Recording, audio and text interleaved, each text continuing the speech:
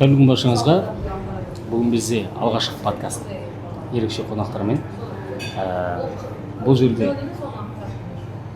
еркін форматтағы белгілі бір тақырыпты қозғайтын боламыз. Алдымен бүгінгі тақырыпты таныстырып өтейік. Креативті индустрия, қазіргі жастар, жаңа тенденциялар мен мүмкіндіктер кеңістігі тақырыбы подкасттың ең алғашқы қонақтары. Үлгілі әке,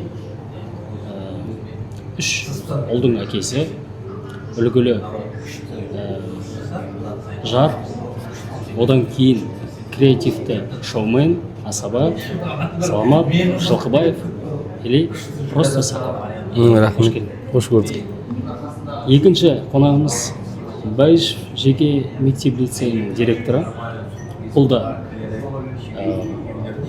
керемет әке, Жарасқан Ақсыбай, спортсмен. Жігіттер, қош келдіңдер. Қош көрдік. Бүгін енді осы тақырып аясында жастарға арналған мүмкіндіктер, креативті индустрия, соны талқыласып, бірінші өздеріңіздің сәл-пәл ақпарат айтып жіберсеңіздер, өздеріңіз туралы, қай жақта, қалай ойларыңызды кезекпен кезек, осы бағыттағы жұмыстарыңызды кім қалай көреді? Құтты болсын, ең бірінші подкасттарыңыз сәтін салсын, бұйырса өте күшті ғой. Енді дамып жатқан заман, телефонға барлығымыз байланып қалдық, бірақ телефонның ішінде жақсы ақпарат болған қалаймыз ғой, соның жақсы дүние болсын. Осы тақырыпты ұстаз бастасын, рұқсат етсеңіз. Ұстаздан бастайық. Ұстазы жақсы, ұстамы жақсы. Рахмет. Ұстаздар отырған жерде негізі көп адамдар сөйлемейді ғой, негізі баяғыдан сонда. Рахмет, ағалар. Сіз біріншіден ағалар дейін, мен жасым кіші сіздерден. Енді ұстаз деп сый құрмет көрсетіп сөз үйретіп кетсін, рахмет көп. Балдарға жаңа заман талабына сай деп айтайын. Осы идеяларды толықтырып, жаңа заман талабына сай білім беріп жатырмыз мектебімізде. Былайша айтқан кезде қазіргі негізгі тәрбие тал бесіктен дейді ғой. Сол тал бесіктен осы қоғамымызды тал бесіктен түзесек, артынша еліміз үлкен дәрежедегі үлкен дамыған мемлекеттердің қатарында болатынына сенімдіміз. Мен жастарға сенемін деп айтып кеткен жоқ баталарымыз. Ол сияқты біздер де жастарға сенеміз. Креативті индустрияға көзқарасыңыз қалай дамытып жатсыздар? Бірінші жұмысыңыздан бастайық. Жұмыста қалай дамып жатыр? Енді креативті идея деген қазіргі сөзбен алып болсақ, искусственный интеллектпен көбісі кетіп жатыр ғой, шыны керек. Жаңа идеялар, оқушылардың ол идеяны дамыту үшін мұғалімдер бірталай кітаптарды ақтару керек болады, шыны керек. Ол туа бітті креативті зат, креатив деген туа бітті зат емес. Ол жайлап даму үстінде тұратын, қаншама затты ақтарып, қаншама затты көргеннен кейін барып дамитын заттар. Біздер көбінесе оны интернетке байлап қоямыз.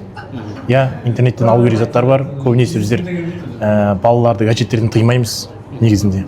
Гаджеттен алу керек, бірақ оны қадағалап отыратын ұстазы мен ата-анасы ғой, шын ең басында. Бала соның арқасында дамиды, соның арқасында қазір Қазақстанда робототехника дамып жатыр. Соның арқасында Қазақстан оқушылары шетелден мықты дамыған елдердің оқушыларының арасында топ жарып жатыр. Робототехникадан. Ол да бір білім. Біздің елде сондай инженерлердің шығып жатқаны, біздің елде сондай білімді оқушылардың шығып жатқаны біздер қуанамыз. Сондай сабақтарды, робототехника сияқты сабақтарды кішкене дамытып, оқушыларды қызықтырып, солай біздер жұмысымызды жүргізіп жатырмыз. Енді бала тәрбиесіндегі мәселе сіздерде мектеп-лицей. Бала тәрбиесіндегі қандай креативтер бар? Ең негізгі тәрбие, ең негізгі ұстаным ол ата-ананың баламен мәмілесі негізінде. Көп ата-аналар соны жіберіп алады біздерде. Оқушы ол тек сабақты оқып, мектептен үйге келіп, телефон шығып жату емес. Оқушы ата-ана баламен айналысқан кезде ғана ол жақсы ұрпақ тәрбиелей алады. Шыны керек, өзімізде әкеміз, баламыз өзімізге айтады ғой, әке, телефонды қойшы деп ше. Шыны керек. 3-4 жастағы қыз балам айтады, әке, телефонды қойшы. Маған таңертең садикке киіндіріп жатқан кезде, мысалы, әке, атасы мәжесін қашаса жатады ғой. Сол айтады, әке, ата қызық, мама әжеге жат телефон сөндір дейді, өз телефон қарайды дейді. Баланың ойы өзі солай. Біздер баланы тыйып атамыз көп нәрседен. Бірақ тыйғанның артында бірталай нәрсе тұрады. бұл бала сразу қағып сразу айтады, бұрынғы біздер сияқты емес. Баладан бұрын ата ана өзі тәрбиелеу керек. Ата ана өзін тәрбиелеу керек, дұрыс Ал айтасыз енді солай. ұстаздың сөзіне тұздық болсын. Креатив, енді сіздерде шоумен, асаба деп жатырмыз. Бірақ бірінші өмірдегі креативтен бастайықшы. Қазір мысалы жаңағы бала тәрбиесі, отбасында да креатив болу керек. Одан қалды сіздердің жұмыстарыңыз бар. Тек қана той қуаныш емес, қаншама іс-шараларды жүргізіп жатсыздар, оның өзі күнделікті бір креатив бірдеңе адам жалықпайтындай нәрсе ойлап табуға керек. Бірінші содан бастайық. Содан кейін ары қарай ашамыз. Біздің де саламыз енді халықпен тікелей байланысты ғой. Мысалы, бұл кісілер оқушылар тәрбиелеп отырса, біздер үлкен ортаға кіріп келген кезде әке мен бала, анасы мен қызы, келіні, қарындасы, әпкесі бәрі болды. Бізде де сол жерде сондай процесс басталады. Негізі былай айтқан кезде, былай толықтай түсінген адамға мамандық ретінде келген кезде, мысалы мен өзімнің саламды қазір мамандық ретінде өзім алып кеттім. Ондай мамандық жоқ қой. Қазір шоуменде мамандық болып қалды, мобилографияда мамандық болып қалды деген сияқты. СММде мамандық болып қалды. Сондықтан мен мамандық ретінде қараған кезде, шынымен де сондай аудитория келген кезде бізде сондай бір нәрсемен жұмыс жасаймыз. Халықпен және солардың мәдениеті, өзіміздің культурамызды, соның бәрін тек қазір заман талабына сай креативті әкеліп беру керексің, болды. Салт дәстүр ойындарымызды ұмытылып бара жатқанның бәрін креативті ойынмен жасырасың, соны таптырасың. Бүткіл система велосипед не придумаешь, бірақ велосипедті әрлейтін едік қой бала кезімізде, андай сондай әрлеумен өтіп жатыр ғой бүткіл креативтің барлығы. Енді бұл жерде мынандай бір нәрсе бар. Мәселен, отбасындағы кейбір қатып қалған заңдылықтар бар, бірақ оның өзінде креативпен әкелу деген бар. Мәселен, баланы бұрын бұлай тәрбиелейтін, қазір бұлай. Кешегідей болып жатыр, шығып жатыр ғой. Бізді қазір қандай поколение мини олма, қалай еді? Зумерлер біздер мини олма, мини олма сондай. Мен түсінбейді екен ондай өзімше. Бәріміз түсінбейді. Негізі былай айтқан кезде негізі мен түсінгенім бойынша біз потерянный поколениеміз. Біз потерянный поколение. Біз ана жақты да көрдік та, біз мына жақты да көрдік. Қазір данный момент бәрі тез дамып жатыр. ИИ-дің заманы, біреулер даже чат-GPT дос қылып алған. Просто сонымен сөйлеседі, сонымен не істейді. Біз мынаны да көріп тұрық, біз ананы да көрдік. Болмайды. Бізді ұрған әкені де көрдік. Ұруға болмайтын әке болып тұрық қазір ше. Я ұруға да болмайды. Я ұрғың да келеді көрсін, тәрбие жағынан ше. Солай болып тұр. Қазір сондықтан действительно қазір креативті тақырып қозғалып жатыр ғой. Биыл мысалы қанша жылдан бері қарай уже келе жатыр, креатив. Действительно расымен де біз креативті қарауымыз керекпіз. Балаға тәрбиені креативті беруіміз керекпіз. Яғни қазір бұнсыз байланып қалды. Қазір біздің 13-ші бөлшегіміз болып қалды. 12 мүшеміздің 13-ші мүшеміз болып қалды. Мынаумен бүйтіп связано бүйтіп оянып, көзімізді осымен ашып, мен таңертең бірінші тұрамын да ең бірінші жаңалықтар қарап шығамын. Мысалшы, не болып жатыр деп, әлемде не болып жатыр, жан-жағым не болып жатыр деп. Значит, бізге мынау қатты байланысты. Қазір сондықтан креативті арқылы бала тәрбиелеуіміз керек. Иә, бала да ұстайды. Ұстама десең балаға бір жағынан ше, как будто дамымай қалады сияқты қалып қояды. Иә, бүттің біреудің балдар айырып жатады. Сенің балаң дейтін бүйтіп тұрған сен де ұяласың, мысалы мен де бала тәрбиелеп отырмын. Бірақ креативті жаңағыдай тәрбие жағынан давай бәріміз қоямыз, забудем. Белгілі бір уақыт. Иә, жұмыс істейміз, давай жұмыс істейік. Мынаумен де мынадан да қалмайық. Осындай процесс болып отыр қазір данный. Білмеймін, дұрыс па, дұрыс емес па, бірақ дұрыс айтып отырсыз. Заманына қарай алады. Заманына адам ғой, 50 жылда ел жағы бәрі дамып кетті қазір. Қазір сосын білмеймін енді, қазір каждыйның WhatsApp бар, каждыйның Instagram бар, TikTok бар қазір ше. Мен былай қарап отырған кезде, зерттеген кезде, қазір ешкімді ештеңемен таңғалдыра алмайсың бір жағынан ше. Сосын каждый самовыживание дейтін нәрсе басталып кеткен сияқты адамдарда ше. Бәрі өзінің әлемінде өмір сүреді ше. Негізі бұны өте қатты болған байланып қалғанда дұрыс емес деп ойлаймын. Негізі ше мынаған ше. Потому что бүйтіп ашып көзіңді бүйтіп жан-жағыңда қарасаң көп нәрселер болып жатыр негізі айналаңда. Соны көбісі байқай алмайды да мысалы ше. Мысалы көбісі үкіметке ренжиді, бірдеңе ренжиді. Неге мысалы мен вообще әңгіме ғой біз ойлап жатқан. Бүйтіп телефоннан біреудің негативіне қосылып кетеді да, қосылып кетеді. Біреудің позитивіне қосылып кетеді да, осы қосылып кетеді. Айтамын да, неге өзің позитив жасамайсың, неге өзіңнің позицияң жасамайсың деймін да. Біреудің бір үкіметті жамандағанына комментарийіне кіріп кетсең, адам жоқ, өзімен өздері біреулер жазып кеткен диванный комментарий. А бүйтіп көзіңді ашып қарашайшы. Қарашайшы, күшті ғой бәрі. Күшті жерде өмір сүріп жатсың, қай жеріне ренжисің, кімге ренжисің, сен өзіңе ренжисің. Ең бірінші өзіңе ренжи. Неге? Потому что біздер қазір данный момент потерянный поколениеден кейінгі басталып жатқан қазір саяси сауатсыздық басталып жатыр. Қазіргі мен просто жас поколениеде айтады, саяси сауатсыз мысалы. Президенттің басқасын ешкім танымайды. Даже президент танымайтын балдар бар, мен таңғаламын ше. Президенттен мысалы қазір сұрашы, қорғаныс министрі кім деп біреуден сұрашы, өзінің мемлекетінің қорғаныс министрін кім десе, білмейді мысалы қазір олар. Мен сондай нәрселерге мысалы таңғаламын мысалы ше. Енді бұл жерде мүмкін сондай нәрсе шығар. Жаңағы айтып отырғаныңа толықтай келсем, біз жасамасақ кім жасайды, бүгін болмаса қашан жасаймыз деген сөз ғой. Енді бұл жерде жігіттер шайдан алып отырмыздар жаңағы. Бүгінгі бізге шай ұсынып, дәм ұсынып отырған Жиден мейрамханасы. Көп рахмет. Нағыз Ақтөбенің дәмі, креативтің дәмі. Иә. Жігіттер креативтің өзі біздің алдымызда тұр ғой. Мәселен қазір құртқа да шоколад орайды, жаңағы жентке де, мысалы Ақтөбенің жаңағы қазір женті қатты талқаны, қатты креатив болып жатыр ғой, шоколадпен дейді. Сол сияқты да мәселен біздің өмірімізге айтып отырған біздер шамалы болса да әр бағытқа кішкентай креативті енгізу керек шығар. Тек қана жаңағы патриот болу үшін туды желбіретіп жүру керек екен ғой деген сияқты. Одан да басқа сіздердің ойларыңызша елді дамыту үшін, елді жақсы жағынан жаңағы айтып отырған сияқты, елді біздер дамытайық деген сияқты.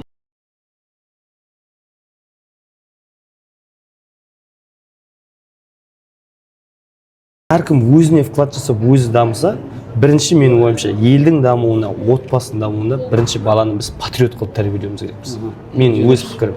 Негізі патриот қылып тәрбиелеуіміз. Мысалы мен өзім патриотпын. Мен ойбай тарихымды жеп қойған, бір шежіре жеп қойған ақылды болмай ақ қойын. Мен өзімнің салама, өзімнің отбасыма, өзімнің қалама, өзім патриотпын. Мысалы, мен өзімнің сондай принципім бар. Мен ондай қатты бір білімді аспасытқан ештеңем жоқ. Просто ішкі мен патриотизм сезім. Мен ойымша сондай қылып тәрбиелесек, әркім өз саласын сондай үздік болып кететін сияқты. Өте дұрыс. Дұрыс.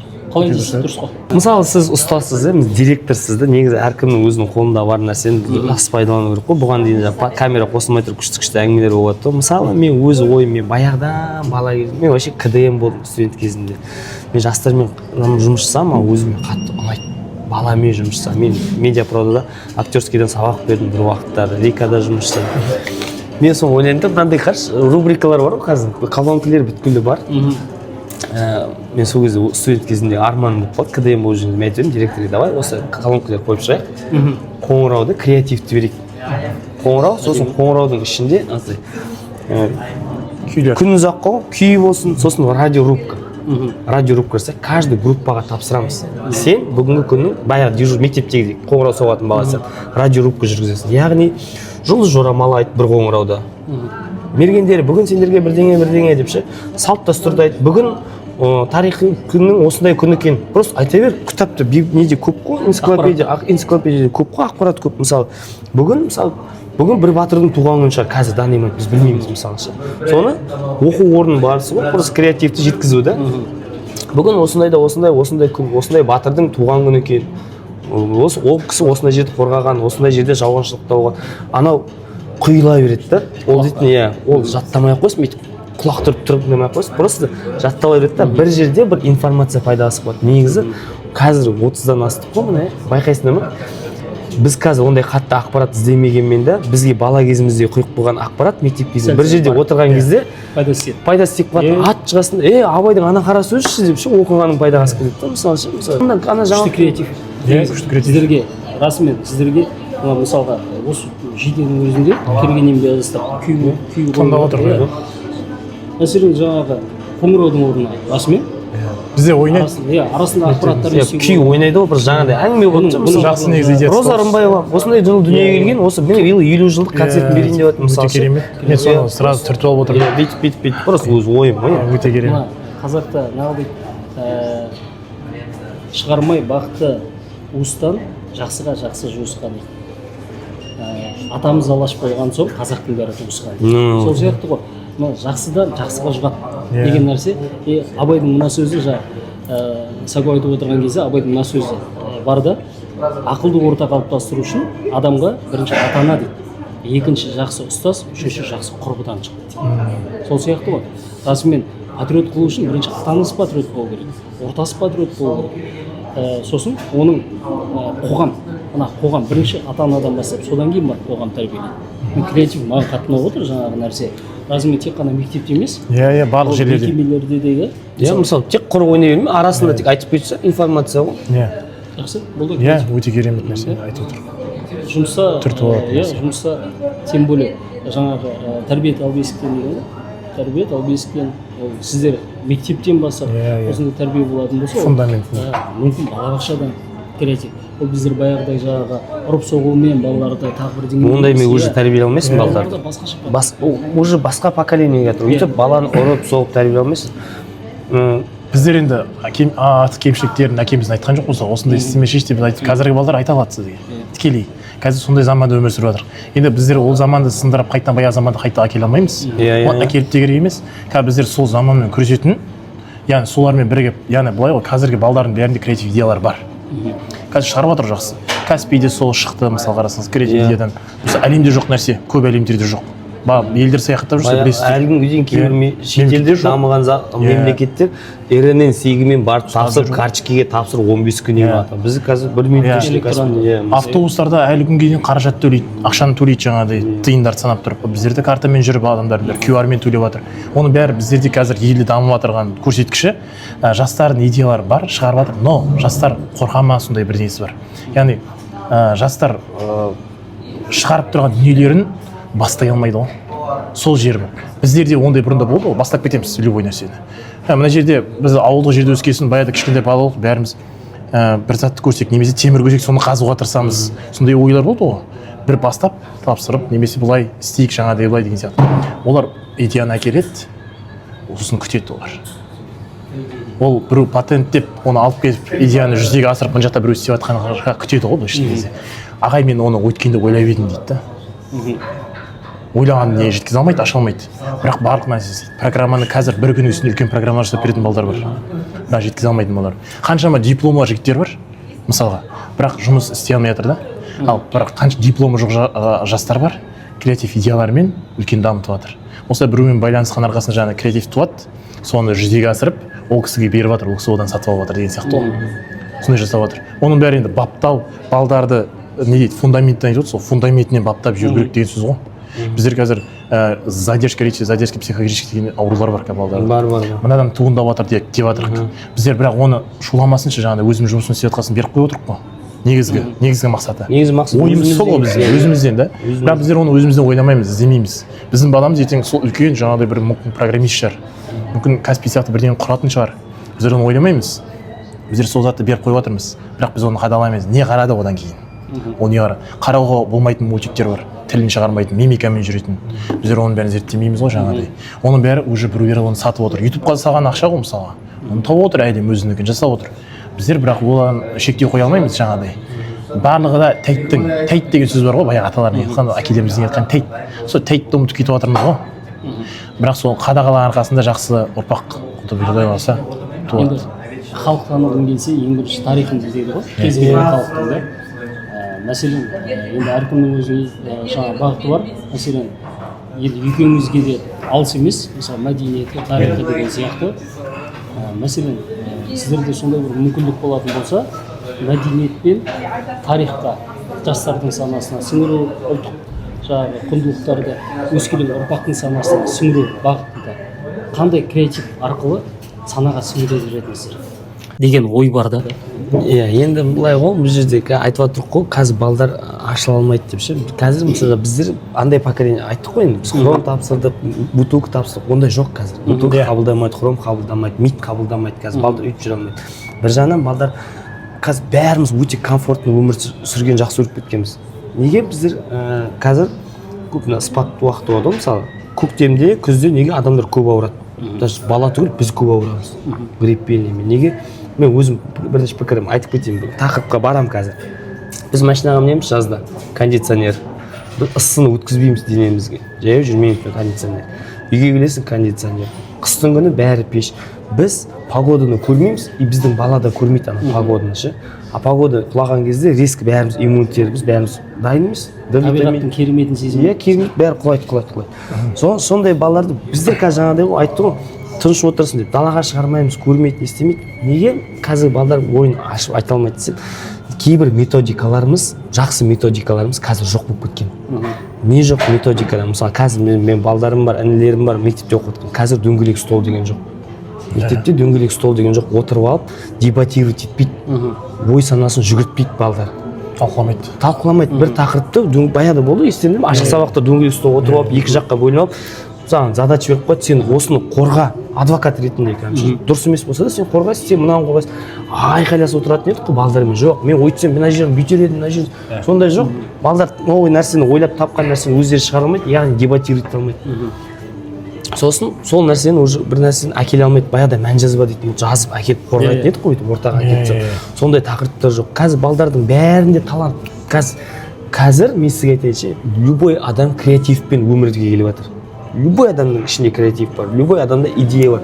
Притом қазақтарда қанша әлемнің бүткіл конкурстарының бізге таңғалады, даже киімнен креатив, ой өрістен. Ойыннан алды ғой? Иә, ойыннан, ағылшынша үйретуден біздің балдар бұйырса бірінші орынға шығады. Спорттан да. Сондай. Иә, мысалы. Робототехникадан бірінші орынға келіп жатыр. Бәрі креативпен туады. Просто қорғай алмайды, дебатировать ете алмайды. Әлемде көп мықты компаниялар жұмыскер алатын кезде дейді, өзін дамытатын, яғни өзін дамытатын сенімді маманды алады жұмысқа. Өзін просто күнделікті біздер жұмыс жасап, сол жұмысты атқарған жұмысты атқардық болды, үйге қайту керек сағат 6. Таңнан кешке дейін сағат осындай уақытта баланы садикте аламын деген оймен жүретін адамдар бар. Сол қайтады. Сондайдың ішінде болып қалмау керек қой, негізі көп адам. Өзін дамыту керек. Негізі креатив тал бойына біткен бала тумайды ғой дүниеге. Өзін дамытатын адамдар ғой, негізінде креативті тудыратын адамдар. Өзін дамытады, сол жолда қаншама уақытын құртады, бір адамдармен байланысады, ізденеді деген сияқты. Сол адамдар жеңіске жетеді да, негізінде шыны керек. Соларды солай тәрбиелеу үшін жаңағыдай осындай мәмілелер көп болу керек. Тынымсыз еңбек көп керек болады. Ол просто жай Құдай салмайды оның басына креативті идеяны. Сосын мынандай бар көрсеңіз, мен мысалы өмірлік практикамда мынандай бар. Мен бір ағам баласын 11 секцияға қатыстырған ғой. Шахматқа барады, ұнамай қалады, анаған кетіп қалады, анаған барып бассейнге барады, ұнамай қалады, боксқа барады, анаған барып ұнамай қалады. Бірақ ана бала 11 салаға барып, өзін тауып, Астана Назарбаевскийге түсіп, қызыл дипломмен бітіріп, шашын қайырып, очкиін киіп, андай басқа әлемде жүр, короче. Үкіметке, анаға мен ананың біліміне, мен анаған сеніп тапсыра аламын Қазақстанды. Қазақстан болашақ ана балаға сеніп тапсыра аламын. Бірақ тағы бір таяқтың екінші ұшы бар. Мысалы, мен тағы бір ағамның қызы бар. Бір направлениеге апарды ананы ше, гимнастикаға. Бармайым деп жылады, үйтті, бүйтті. Бірақ қанша жыл болды? 7 жыл болды ма ана қыздың барып жүргеніне? Результат мощный беріп жатыр ғой. Кәмші, международный, городской. Ашылды. Вообще, жек қояды, любой конкурсқа барады, жеп тастайды ана қыз просто, ойлашы. И кейде ойланасың, қалай тәрбиелеген дұрыс? Бір направление до конца мәмілесіп, соның түбіне тесіп па, ол да бір жағынан дұрыс емес сияқты андайшы сен. Тек бір жерде қалыптасып, мысалы, жаңағыдай ғой, мысалы мен өзім өмір бойы актер болғым келіп, бала кезімде гештальт дейді ғой, ашылмай қалған гештальттарым көп та, маған кешем, ол жақта мамандық жоқ, деді да, бүйтіп қорқытады дейсің. Бүйтіп жатса қорқып жатса, мен действительно бүйтіп секіре алмай қалдым көп жерде. Ана банкінің ішінен бытқаналарды салып қоясың, секіріп, ашқан кезде содан шықпай қалады. Шыбындар да сондай екен, оказывается, цирк сияқты, бір банкке салып қоясың, ұшады, ашып тасташы, ол одан артық ұша алмайды. Ол уже функциясы солай жұмыс жасайды. Одан артық дағдысын. Бізде де сол кейде ойлаймын да, бізде сөйтіп қалған жоқпыз ба деп ше. А бүйтіп қаңғып тауып алған ол қалай дейсің мысалы. Ал осыны талқылаңдар, шай ішіп айтып. Бұл жердегі подкаст мақсаты біреуді біздің ақылымызды біреуге ақыл айту емес. Белгілі бір тақырыпты талдау арқылы мүмкін сіздердің айтқан ойларыңыз, ақылдарыңыз біреуге көмек тиіп қалатын шығар. Сосын екіншісі, біздің жастардың арасында да сондай деңгейдегі, сондай ой қозғай алатын азаматтарды шақыру ғой. Бұл жерде жалғастырамыз. Әртүрлі сала бар ғой жаңағы креативтің. Біреу мобилографияны жасайды, біреу SMM мамандығын қарайды деген сияқты креатив ойлар туындайды жаңағыдай әрбір салада. Біреу дизайнер мысалы, киім тігеді. Жаңа айтып отырсыз, ата-ана негізі көп баланың қателескенін қаламайды ғой. Шыны керек. Ата-ананың қалауы баласының қателескенін қаламайды. Бірақ бала өзіне жігер алып, жаңа ата-анасынан күш қуат алып, жігер алатын болса, қателесу ол ұят емес.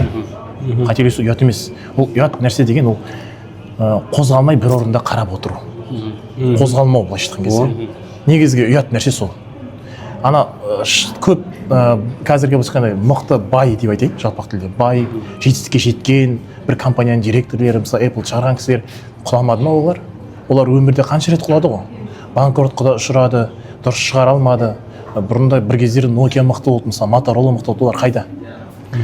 Өздерін дамытып, идеяларын мықты шығармағанда компания құлайды. Негізгісі. Рискке кім кіреді? Қорықпай, құлаудан қорықпай риск кім кіреді? Сол жетістікке жетеді деген сөз ғой. Ал дайын затты күтіп, болмаса жаңағыдай көрейін, плагиат жасап көрейін деген идеялар болады ғой. Қазіргі жастардың өзі плагиат қой, жаңа айтып отырсыз, ChatGPT ол плагиат қой.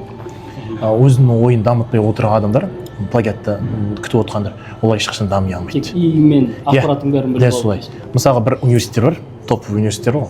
5% плагиат болатын болса, ол баладан қабылдамайды. Ол профессор біледі оны. Бір университеттер бар, бірдей плагиат жазып алып келген, бірдей группаны қабылдай алатын. Мысалы дейік. Өзінің идеясын дамытқан, жаңағыдай 5% болсын, менде плагиат болмасын дейтін, яғни ізденген, кітапхана тоздырған адам, ол қандай туындысын шығарады. Ол сізде айта аласыз, оны сыртта жүрген қазір тоқтатсақ, ол кісі еңбектің төбінде береке бар деген сөз ғой. Біздің аталарымыз. Жаңа айтып отырсыз, креативті идеяны қандаймен толықтырар едіңіз деп. Менің ойымша мен ұлттық құндылықтарыммен толтыратын едім. Креативті, мысалы. Ата-бабамыздың идеялары болмады ма? Өзінің арманын қойды ғой, мына қазақ елі мықты болса екен, бізге тастар кезде осы ұрпақтарым аман болса екен деп, олардың жүректерінде болды ғой, ұлттық құндылықтар, мақсаты. Жылқының, мысалы, просто ауыл шаруашылығы тұнып тұрған креатив ол кісілердікі. Қалай жылқыны баптау біздің ата-бабамыздан қалған, мысалы, шыны керек. Біздер айтпасыр, ой, мына шетелде бүйтіп жатыр екен, мына жақта бүйтіп жатыр екен деп айтамыз. Соны біз үйдің үлкен кісілеріне айтса, мысалы, аталарымызға, ол баяғыдан бар нәрсе ғой деп айтады.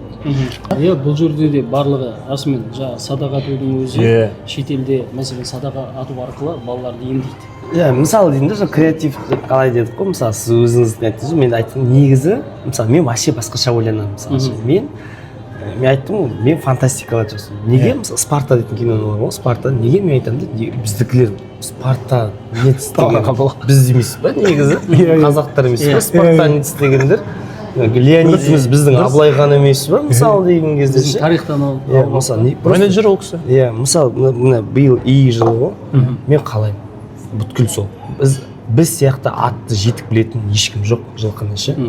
Мысалы ше, үстіне мініп, неге садақ ату, найза, 5 қаруымыздың өзі полный кино ғой, былай қарап. Неге мен сондай ойлаймын да, просто киноиндустрия жағынан. Неге біз сондайлар түсірмейміз? Мына комедия быт баса жоқ, күштік дамып кетті, мына бастап. Бірақ енді уже сондайлар түсіру керек сияқты. Каждый батырға кино түсіру керек қой. Мысалы сіз айтып тұрсыз, жаңа мен Стамбулда ана киноны, мен де келіншем қарайды, ана киноны, солардың тарихымен ауырады да. Біз негізі сондайды өзіміз түсіреміз. Кинотеатрда билет қалдырмайтындай қылып па? Спартаны мен өте айтпай қоймын, 15 рет қарап тастаған шығармын. Мен бүгін есіме түсті, мен бүгін кешке барып тағы қарап потому что ұнайды. Сондай анау сондай качество бізді түсіре аламыз уже. И жылы, мысалы мен иға қарсы емеспін. Дамытып жатыр, каждый рекламасын шығарып жатыр, ана Голливуд жұлдыздарын сөйлетіп жатыр, мен оған қарсы емеспін. Әңгіме жоқ, қарсы емеспін. Дамый бер, әркім өзі. Онда негізі оны жүргізу, оны сөйлету оңай емес. ChatGPT басқа да программалар бар, анаумен бүйтіп жұмыс жасау, ол да мына IQ-ін қозғап, оны жасап тұр. Суреттерді қозғау оңай емес, бүйтіп прикол сияқты ғой, бірақ оңай емес. Бірақ мен кейбір нәрсеге қарсымын. Неге идің қатты дамып жатыр? Менің ойымша, мына и бұл да бір қару. Бұл да қару бірші. Бұл қару жаман адамның қолына түспеу керек. Қолдан келсе жаңағыдай бәрі меңгеріп кеткенде қате деп ойлаймын. Неге? Потому что біздің әжелерімізді боқтатып қойды. Мен оған қарсымын. Ол әжеге деген құрметтің жоқтығы. Көрдің бе? Ол санасы адамға қару болып қалып тұр да. Бізде сондай енді былайша айтқанда жалпақ тілмен айтқанда көрмегендік дейді ғой енді. Көргенсіз деп әжелер айтады ғой. Сонда бір көргенсіз деген сөзі әженің қатты дейді ғой. Қанша күн ойланып жүресің сол сөзге мысалы қарасаң. Сол көргенсіздікті мысалы қаншама адамға топырақ шашады да сол адамдар. Шыны керек. Ол жаңағыдай оны айтып отқан жоқ, ата-анасы айтып жатыр. Ата-анасына келсе сол адамдар айтады, біз айтып жатырмыз дейді. Бірақ сондайды жаңағыдай тоқтататын нәрсе дұрыс емес, ондайды шектейтін нәрселер де бар. Қазір онды ойлап тауып отыр. Жаңағыдай бір ластық боқтық сөздер. Мысалға чат GPT-ге сіз қару туралы сұрасаңыз, қару туралы айтпайды чат GPT. Мен ондай айтпаймын дейді. Шекарасы бар. Шекарасы бар әр нәрсе. Сондай әр нәрсенің шекарасын орнататын айтишниктер бар. Шыны керек. Қоғамда да сондай да шектеу. Қазір енді біздер міне Құдай қаласа саусақтамамызбен, саусақ алақанымызбен ақша төлейтін деп отырық қой. Сондай заманға жетіп отырық қой. Оны бәрін ойластыра келіп отыр ғой. Бірақ сол бұрынғы ата бабамыз жаңағыдай көретін болса, олар малмен айналысты ғой. Сауданы малмен кетті ғой жаңағыдай. Бұл заманда ертең өтіп кетеді да, ертең Құдай қаласа. Дұрыс қой. Жаңа кімнің Саконың айтып отырғаны бір жағынан дұрыс. Әр нәрсенің шегіне қарай пайдалану дұрыс. Шектен шықпау керек. Мен тойда да сөйтіп солай жасаймын. Мен мысалы жасалатын нәрсе шегімнен аспауым керек. Менің ойымша әркім өзінің жұмысында дәл солай жауапкершілікпен қарап, өзінің шегін біліп істесе, өзің де дамисың, өзгені де дамытасың, өзің де жақсы болып жүрсің. Жүрегің тыныш болып жатады да. Сосын креативті осы еліңнің дамуына атсалысып қалған бос уақытында 24 сағаттың 5-6 сағаты ұйқысына, 8 сағаты жұмысыңа еткеннің өзінде сенде уақыт көп, хоббиіңмен айналыс, ішпе, шекпе. Сосын қалған уақытта газет журналыңды оқып, балаңды тәрбиелеп, еліңе пайдаң тигіз. Өте күшті. Өте керемет. Әңгіменің соңына қарай өте күшті алып келдіңіз негізі. Иә. Расымен бізде подкаст дегенде де подкасттың бағыты сол. Белгілі бір енді біздер тақырып алып отырмыз ғой, бірақ тақырыптың шеңберінен тыста жақсы әңгімелер айтып жүрміз. Жігіттер көп рахмет. Біреу ойланатындай, ойға алатындай, сабақ алатындай арасында бір түйін болса, ол бізге қуаныш. Сондықтан Рахмет сізге. енді осы әр подкасттың соңында әр адамның өзінің өміріне керекті бір лозунгтар болады. Сол бір өздеріңізге ұнайтын өмірдегі ол тәрбиеге байланысты ма, тәртіпке байланысты ма, қазір заңмен тәртіп деп жатырмыз. Тәртіп болу керек отбасында да, қоғамда да барлығында. Соған байланысты ма, әдемі бір өздеріңіз осы подкастты цитатамен аяқтау керек. Сіздердің цитатамен аяқтайық. Жаңа сіздер ой еске салдыңыздар ғой, Бауыржан ата айтты ғой енді бәріне. Отбасыдан тәрбие отбасынан шыны керек. Барлығымыз бала тәрбиелеп отырмыз. Тәрбиеге бас иген құл болмайды. Тәртіп ұстап, осы мен не берем еліме деген сөзбен жүрсек, мен еліме не берем? Мен бұл кісі елден немесе басшылықтан, үкіметтен не алам емес, жаңағыдай маған не береді деген емес. Мен не берем деген стимулмен жүрсек, Құдай қаласа біздің еліміз топ жарған елдердің қатарында болады. Шыны керек. Өзіңізде? Мен не айтайын? Қазақтың тойы өттесін. Жігіттер, расымен көп рахмет. Бүгін енді дәмін ұсынған Жиди мейрамханасына үлкен алғысымызды білдіреміз. Қазақтың дастарханы кең болсын, кең болсаң кем болмайсың дейді қазақта. Сондықтан баршаңызға аманшылықта. Жігіттер, рахмет. Рахмет. Күшті болды былай. Жақсы екен, шай ішіп отыр әңгіме айтқан. Рахмет. Бұл памятің жетті ме? Мына не бар ғой?